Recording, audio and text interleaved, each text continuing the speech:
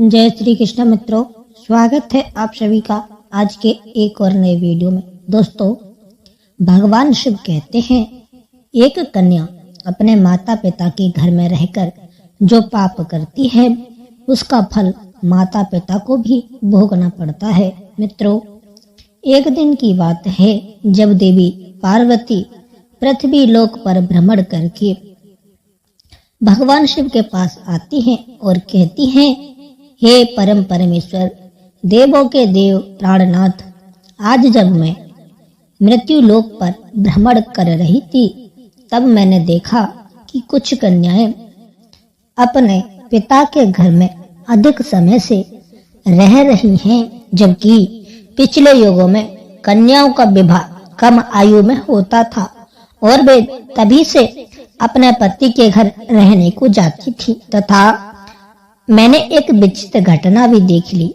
कि कई सारी कन्याएं विवाह के बाद भी पिता के घर में लंबे समय तक या बार-बार रहने को जाती हैं। हे प्राणनाथ, मैं जानना चाहती हूँ कि क्या एक पिता के घर में कुंवारी कन्या का कई अधिक समय तक रहना सही होता है या नहीं? कौन सी आयु में कन्या का विवाह करना योग्य होता है और विवाह के बाद पिता के घर में रहने से कौन सा पाप लगता है? हे स्वामी, आप ही जगत के सत्य हैं और सत्य ही शिव हैं। शिव ही आदि हैं, अनंत हैं। कृपा करें और मेरी जिज्ञासा को शांत करें। भगवान शिव तब मुस्कुराते हुए बोले, हे सखी, आज आपने जो प्रश्न किया है वह समस्त मानव जाति के कल्याण हेतु अत्यंत महत्वपूर्ण है। आज मैं आपको इन सारे प्रश्नों के उत्तर एक सच्ची घटना के माध्यम से देता हूँ। यह कथा मेरे प्रभु श्री कृष्ण के काल द्वापर युग की है। आप इस कथा को ध्यान से सुनो। जो भी प्राणी इस कथा को श्रवण या प्रचार करता है वह प्राणी अनंत काल तक मेरे साथ कैलाश में वास करता है। मित्रों, तब देवी पार्वती कहती हैं, हे स्वामी, मैं इस कथा को ध्यान से पूरा अवश्य सुनूंगी और इस कथा का प्रचार भी करूंगी। जो भी यह कथा सुनेगा वे सभी पति पत्नी मेरे आशीर्वाद से हमेशा सुखी जीवन व्यतीत करेंगे। कृपा करें और इस कथा को कहें। मित्रों, भगवान शिव कहते हैं, हे देवी पार्वती, यह 28वें द्वापर युग की कथा है। यदुकुल श्रेष्ठ वीरवर उग्रसेन के यहाँ जो घटना घटित होने वाली है उसी का मैं भूतकाल के रूप में वर्णन करूंगा। मातृ प्रदेश में मथुरा नाम की एक नगरी है। वहां उग्रसेन नामक यदुवंशी राजा राज्य करते थे। वे शत्रु विजय संपूर्ण धर्मों के तत्व ज्ञान प्रजा के रक्षण करने वाले और अति गुणवान राजा थे। मेधावी नामक राजा उग्रसेन धर्म पूर्वक राज्य का संचालन और प्रजा का पालन करते थे। इन्हीं दिनों परम पवित्र विदर्भ देश में सत्यकेतु नाम से प्रसिद्ध एक महापराक्रमी राजा थे। उनकी एक पुत्री थी जिसका नाम पद्मावती था। वह सत्य धर्म का आचरण करने वाली, अति सुंदर, गुणवान और चरित्रवान होने के कारण तुलसी लक्ष्मी के समान थी। मथुरा के राजा उग्रसेन ने उस सुंदर नेत्र वाली पद्मावती से विवाह किया। उसके स्नेह और प्रेम से मथुरा नरेश मुग्ध हो गए। पद्मावती को वे अपने प्राणों के समान प्यार करने लगे। उसे साथ लिए बिना भोजन भी नहीं करते थे। उसके साथ क्रीड़ा और विलास में ही समय बीतने लगा। मित्रों, भगवान शिव कहते हैं, हे देवी पार्वती, पद्मावती के बिना उन्हें एक क्षण भी चैन नहीं पड़ता था। इस प्रकार से आने वाले प्रतिदिन उन दोनों पति पत्नी में प्रेम बढ़ने लगा। फिर कुछ समय के बाद विदर्भ देश के राजा सत्यकेतु ने अपनी पुत्री पद्मावती को याद किया और उसकी माँ भी उसे देखने के कारण बहुत दुखी थी। फिर एक दिन उन्होंने अपनी बेटी के हालचाल जानने हेतु मथुरा नरेश उग्रसेन के पास अपने दूत भेजे। मित्रों, भगवान शिव कहते हैं, हे देवी पार्वती, दूतों ने वहां जाकर आदर पूर्वक राजा से कहा, महाराज, विदर्भ नरेश सत्यकेतु ने अपनी कन्या और इस राज्य की महारानी के कुशल समाचार जानने हेतु हमें यहाँ भेजा है। आपको हमारा सादर प्रणाम है। अगर उनका प्रेम और स्नेहपूर्ण अनुरोध आपको स्वीकार हो तो राजकुमारी पद्मावती जी को उनके यहाँ भेजने की व्यवस्था कीजिए। वे अपनी पुत्री को देखना चाहते हैं। मित्रों, भगवान शिव कहते हैं, हे देवी पार्वती, राजा उग्रसेन ने जब दूतों के मुंह से यह बात सुनी तो वे बहुत प्रसन्न हो गए, क्योंकि वे भी चाहते थे कि रानी पद्मावती को आराम करने हेतु उनके पिता के यहाँ जाना चाहिए। तब दोनों स्नेह और उदारता के कारण अपनी प्रिय पत्नी पद्मावती को विदर्भ राज्य के यहाँ भेज दिया। पति के भेज देने के बाद पद्मावती बड़ी खुशी के साथ अपने मायके आ गई।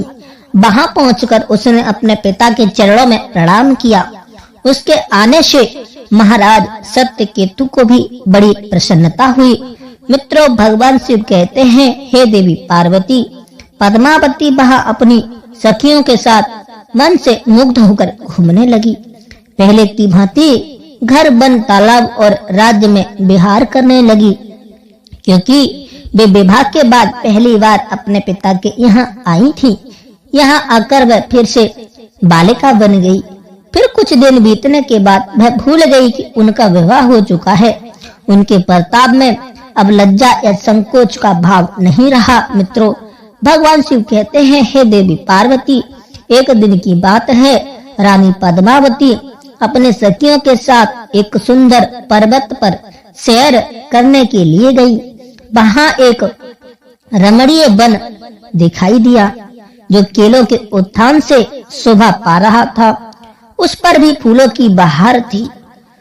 तब उस राजकुमारी ने देखा कि एक ऐसा रमणीय पर्वत, दूसरी ओर सुंदर वन और बीच में स्वच्छ जल से भरा सर्वोत्तभद्र नामक तालाब है। एक छोटी बालिका की तरह उसकी सभी सखियों के साथ खेलने लगी। वे सभी इस संसार को भूलकर खेल कूद में मन से मग्न होकर पूरी तरह से डूब गईं। फिर से वे तालाब में उतर गईं और हंसती गाती हुई जल क्रीड़ा करने लगी। मित्रों, भगवान शिव कहते हैं, हे देवी पार्वती, उसी समय कुबेर का सेवक गोबल नाम का एक दैत्य दिव्य विमान पर बैठकर आकाश मार्ग से कहीं जा रहा था। तालाब के ऊपर आने पर उसकी दृष्टि मनमोहक सुंदर विदर्भ की राजकुमारी पद्मावती पर पड़ी, जो निर्भय होकर स्नान कर रही थी। गोबल के पास दैवी शक्ति होने के कारण उसने निश्चित रूप से जान लिया कि यह विदर्भ नरेश की कन्या और महाराज उग्रसेन की प्यारी पत्नी है। तब वह मन ही मन कहने लगा, यह तो पतिव्रता होने के कारण आत्मबल से ही सुरक्षित है। किसी भी पर पुरुष के लिए इसे प्राप्त करना अत्यंत कठिन है। उग्रसेन अत्यंत महामूर्ख है, जो उसने ऐसी सुंदर पत्नी को मायके भेज दिया है। आह, यह पतिव्रता नारी पर पुरुष के लिए दुर्लभ है। और इधर कामदेव मुझे अत्यंत पीड़ा दे रहा है। मैं किस प्रकार इसके निकट जाऊं और कैसे इसका उपभोग करूं? मित्रों, भगवान शिव कहते हैं, हे देवी पार्वती, उसकी सुंदरता पर मोहित दानव गहरी सोच में पड़ गया और फिर उसने अपने लिए एक उपाय निकाल लिया। मित्रों, गोबल ने अपनी माया से महाराज उग्रसेन का रूप बनाया। वैसे ही वस्त्र, उसी तरह का भेष और वही अवस्था। पूर्ण रूप से उग्र सा होकर वह पर्वत के शिखर पर उतरा और एक अशोक वृक्ष की छाया में शिला के ऊपर बैठकर उसने मधुर स्वर में संगीत सुरों को छेड़ दिया। वह गीत संपूर्ण विश्व को मोहित कर देने वाला था। ताल, लय और उत्तम स्वर से युक्त उस मधुर गीत को सखियों के मध्य में बैठी हुई सुंदरी पद्मावती ने भी सुना। वह सोचने लगी, ऐसा मनमोहक कौन गायक है, यह गीत गा रहा है। राजकुमारी के मन में उसे देखने की तीव्र इच्छा हुई उसने सखियों के साथ जाकर देखा कि अशोक की छाया में सुंदर प्रतापी बैठा हुआ है। कोई पुरुष और उस गीत को गा रहा है। वह महाराज उग्रसेन के जैसा दिखाई पड़ता है। मित्र, भगवान शिव कहते हैं, हे देवी पार्वती, वास्तव में तो वह राजा के वेश में ही नीच दानव गोवल था। पद्मावती विचार करने लगी कि मेरे धर्म परायण स्वामी मथुरा नरेश अपना राज्य छोड़कर इतनी दूर कब और कैसे चले आए। वह इस प्रकार सोच ही रही थी कि उस पापी ने स्वयं ही पुकारा, हे प्रिय, आओ देवी आओ, तुम्हारे बिना मैं नहीं जी सकता। सुंदरी, तुमसे अलग रहकर मेरे लिए इस प्रिय जीवन को व्यतीत करना भी असंभव हो गया है। तुम्हारे स्नेह ने मुझे मोह लिया है, अतः मैं तुम्हें छोड़कर कहीं भी नहीं रह सकता। अपने पति रूप आधारी दैत्य के ऐसा कहने पर पद्मावती थोड़ी सी लज्जित होकर उसके सामने आ गई। वह पद्मावती का हाथ पकड़कर उसे एकांत स्थान में ले गया और वहां अपनी इच्छा के अनुसार उसका उपभोग किया। मित्रों, भगवान शिव कहते हैं, हे देवी पार्वती, महाराज उग्रसेन के गुप्त अंग में कुछ खास निशानी थी जो उस पुरुष में नहीं दिखाई दी। इससे पद्मावती के मन में उसके प्रति संदेह उत्पन्न हुआ। राजकुमारी ने अपने वस्त्र संभाल कर पहन लिए, किंतु उसके हृदय में इस घटना से बड़ा ही दुख हुआ। वह क्रोध में भरकर नीच दानव गोवल से बोली, ओ नीच, जल्दी बता, तू कौन है? तेरा आकार दानव जैसा है, तू पापी है और निर्दयी है। यह कहते कहते आत्मगिलानी के कारण उसकी आंखें भर आई। वह श्राप देने को उद्गत होकर बोली, हे दुरात्मा, तूने मेरे पति के रूप में आकर मेरे साथ छल किया है और मेरे इस धर्म शरीर को अपवित्र करके उत्तम पतिव्रत का नाश कर डाला है। अब यही तू मेरा भी प्रभाव देख ले, मैं तुझे अत्यंत कठोर श्राप दूंगी। उसकी बात सुनकर गोवल ने कहा, हे पतिव्रता नारी, भगवान श्री हरि विष्णु तथा उत्तम ब्राह्मण के भय से तो समस्त राक्षस और दानव दूर भागते हैं। मैं दानव धर्म के अनुसार ही इस पृथ्वी पर विचर कर रहा हूँ। पहले मेरे दोष का विचार करो, किस अपराध पर तुम मुझे श्राप देना चाहती हो? तब पद्मावती बोली, हे पापी, मैं साध्वी और पतिव्रता हूँ।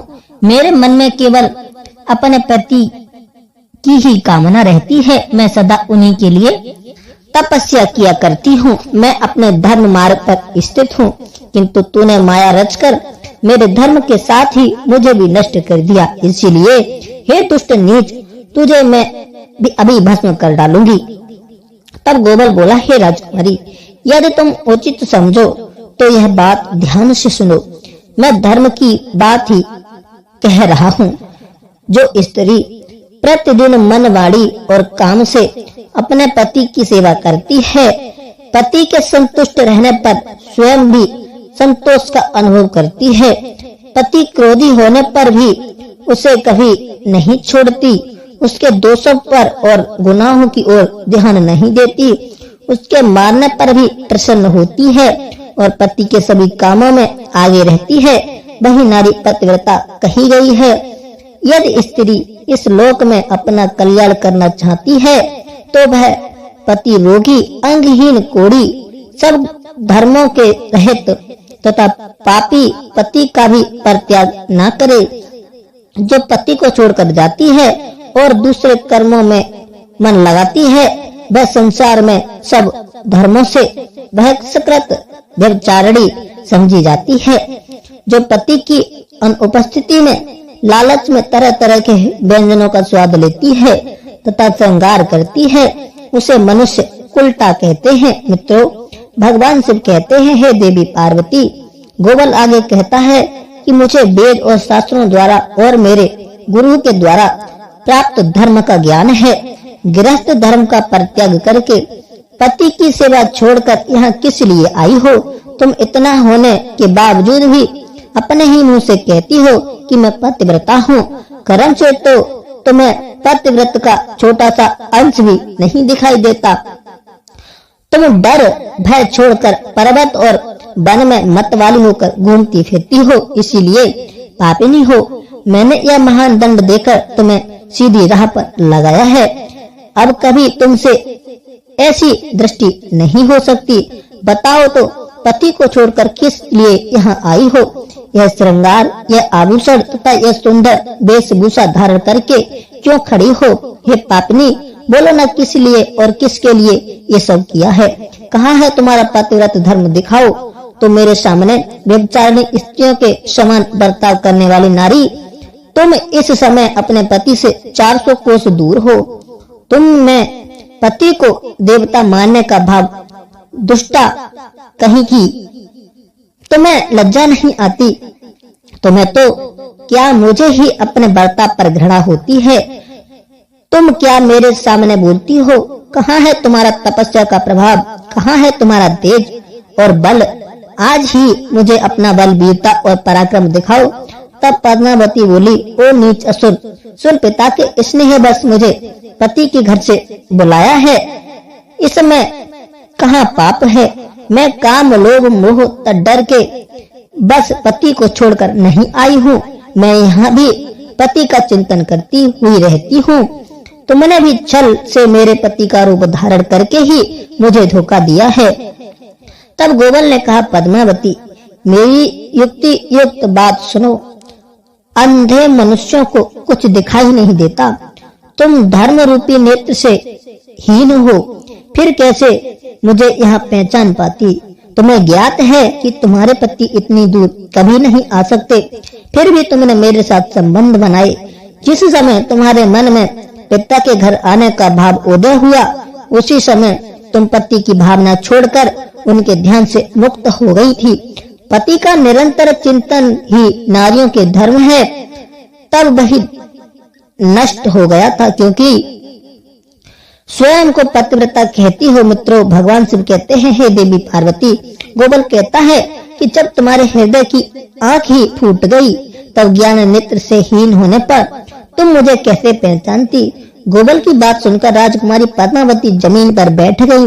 उनके हृदय में बड़ा ही दुख पैदा हुआ। गोवल ने फिर कहा, हे शुभ है, मैंने तुम्हारे उदर में जो अपना वीर की स्थापना की है, उससे तीनों लोगों को त्रास पहुंचाने वाला पुत्र उत्पन्न होगा। मित्रों, भगवान शिव कहते हैं, हे देवी पार्वती, ऐसा कहकर वह दानव वहां से चला गया। गोवल एक ज्ञानी दानव था, किंतु बड़ा ही दुराचारी और पापी आत्मा था। उसके चले जाने पर पद्मावती अत्यंत दुखी होकर रोने लगी। रोने की आवाज सुनकर सखियां उसके पास दौड़ी हुई आई और पूछने लगी, राजकुमारी, आप रोती क्यों हो? मथुरा नरेश महाराज उग्रसेन कहाँ चले गए?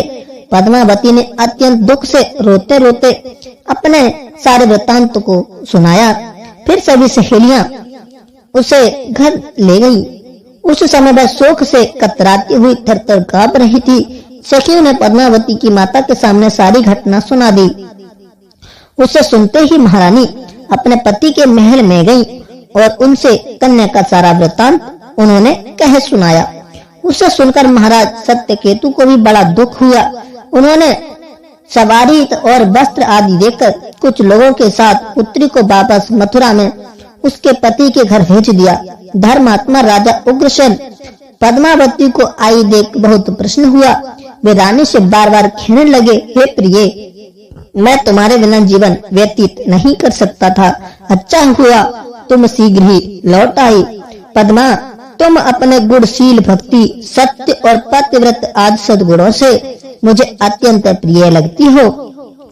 अपनी प्रिय रानी पद्मावती से ऐसा कहकर महाराज उग्रसेन उसके साथ विहार करने लगे। सब लोगों को भय पहुंचाने वाला उसका भयंकर गर्व दिन दिन बढ़ने लगा, किंतु उस गर्व का कारण केवल पद्मावती ही जानती थी। अपने उदर में बढ़ते हुए उस गर्व के विषय में पद्मावती को दिन रात चिंता बनी रहती थी। 10 वर्ष तक वह गर्व बढ़ता ही गया। उसके बाद उसका जन्म हुआ। मित्रों, भगवान शिव कहते हैं, हे देवी पार्वती, वही अति तेजस्वी, महाबली, दुराचारी, प्रजा को कष्ट देने वाला कंस था, जिसके भय से तीनों लोकों के निवासी थर्रा उठे थे। उसके बाद भगवान श्री हरि कृष्ण ने उसे मारकर उसे मोक्ष की प्राप्ति हुई। मित्रों, तब देवी पार्वती कहती हैं, स्वामी ऐसी घटनाएं भविष्य में घटित होने वाली हैं, यह मैंने भी सुन रखा है। हे देवी, मैंने आपसे जो कहा है वह समस्त पुराणों का निश्चित मत है।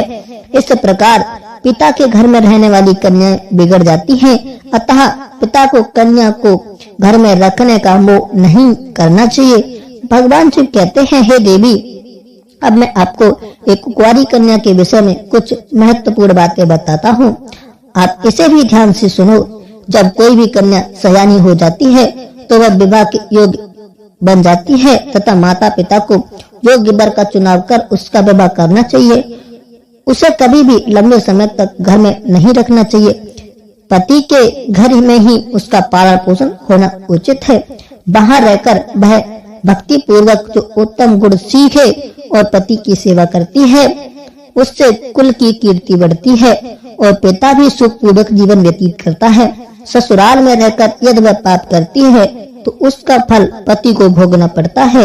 वहाँ सदाचार पूर्वक रहने से वह सदा पुत्र पौत्र के साथ वृद्धि को प्राप्त होती है। कन्याओं के उत्तम गुणों से पिता की कीर्ति बढ़ती है और दोनों कुलों के गण संतुष्ट होकर आशीर्वाद देते हैं। हे देवी, दामाद के साथ भी कन्याओं को अपने घर में नहीं रखना चाहिए। ऐसा करने से उस पुरुष के मान सम्मान में समय के साथ साथ कमी हो जाती है और उसे भी पाप लगता है। जब कन्या विवाह योग्य बन जाए तो पराये लोग उस पर बुरी नजर डालना शुरू करते हैं। ऐसे में कहीं वह भी किसी पराये पुरुष के साथ प्रेम संबंध बनाए, उसके पहले ही उसका विवाह करना चाहिए। एक जवान कन्या पिता के घर में रखना मतलब खजाने से भरा घड़ा चोरों के बीच में रखने के समान होता है तथा उस स्त्री का गहना और पिता का सम्मान उस कन्या की इज्जत होती है, जिसे हमेशा संभाल कर रखना चाहिए। किसी भी स्त्री को कभी भी पति से दूर नहीं रहना चाहिए। ज्यादा समय तक मायके में रहना भी पाप के समान है। एक पतिव्रता नारी का स्थान सदैव उनके पति के चरणों में होना चाहिए तथा पति के लिए पत्नी का स्थान हृदय में होना चाहिए। मित्र, भगवान शिव कहते हैं, हे देवी पार्वती, अब मैंने आपके सारे प्रश्नों के उत्तर दे दिए हैं। तब मां पार्वती कहती हैं, हे प्रभु, आज मैं धन्य हो गई। तो मित्रों, आशा करते हैं आपको भी यह वीडियो पसंद आई होगी। तो वीडियो को लाइक करें और कमेंट में सच्चे श्रद्धा से जय महाकाल अवश्य लिखें। साथ ही चैनल को भी सब्सक्राइब करना ना भूलेगा। आप सभी का बहुत बहुत धन्यवाद।